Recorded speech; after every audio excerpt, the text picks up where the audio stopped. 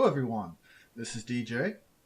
As I said in my last episode, Myths about the Blended Retirement System, there's a lot of information or misinformation about this new retirement plan. This week I will describe how the military pension will actually work under the Blended Retirement System. We're all familiar with how the pension works on the active duty side of things. It's a relatively simple formula. It is years of service times 2.5% times the average of the last 3 years of base pay. When you multiply the product of that, you end up with monthly retired pay.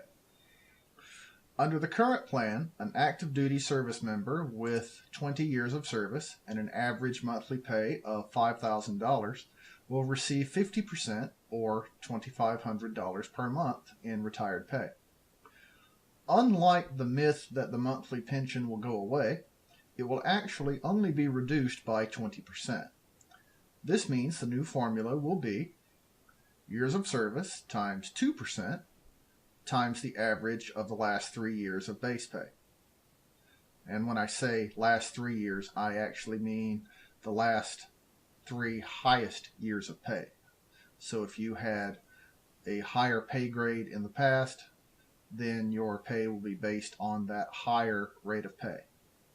In most cases anyway. There are exceptions, but we won't go into that here. Under the new plan, an active duty service member with 20 years of service and an average monthly pay of $5,000 will receive 40% or $2,000 in retired pay. That's still a reasonable amount of pay, especially in these days of companies rarely providing pensions upon retirement anymore. On the reserve component side of things, the math is relatively the same as well. I have articles and episodes specifically showing you how to get a rough idea of retired pay, but it never hurts to recap. I'll add a little bit more detail for you even. The current plan is based on retirement points and the average of the last 3 years of pay. The formula to estimate your retired pay is, under the current plan, points divided by 14,400 times the last 3 years of base pay. Under the current plan, a reserve component member with 20 years of service and 2,500 retirement points and an average monthly pay of $5,000 will have the following as his retirement pay formula. 2,500 divided by 14,400 times $5,000 equals $868.05 per month. When we drop the cents, we get $868 per month. This is not bad for a part-time job. How many part-time jobs offer a pension and, as an added bonus, healthcare benefits? The new plan is also based on retirement points and the average of the last 3 years of pay.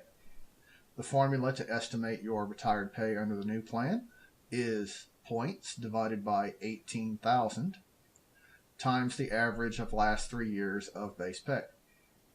So, under this new plan, a service member with 20 years of service, 2,500 retirement points, and an average monthly pay of $5,000 will have the following as his retired pay formula.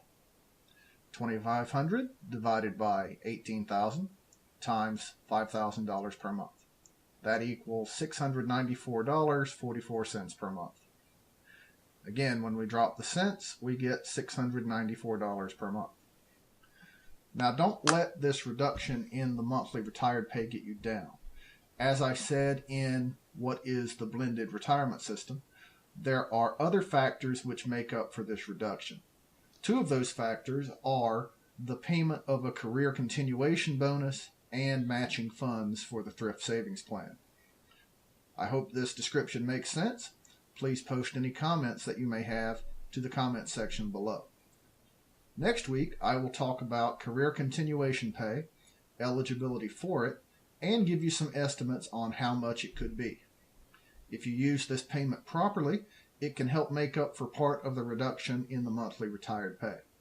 It might even produce more money for you based on market conditions. That's all for this week. Please join me next week. Thank you for being with me today, and of course, thank you for your service. If you liked what you heard on today's episode, then please go below and give it a thumbs up, and be sure to subscribe to this channel. Also, please let other people know about this channel and the information it can provide for them. If you have questions or comments, then have no qualms about posting them in the comments section below. Please remember the RC Retirement YouTube channel and the RC Retirement website are not recognized or endorsed by the Department of Defense, the Department of Veterans Affairs, or any other government agency. The information presented in these resources are for entertainment and informational purposes only. Also, the content of either of these resources should not be considered financial or legal advice. Please consult with your own legal counsel, accountant, and financial planner before making any decisions based on what you have learned here. As always, thank you for watching the RC Retirement YouTube channel.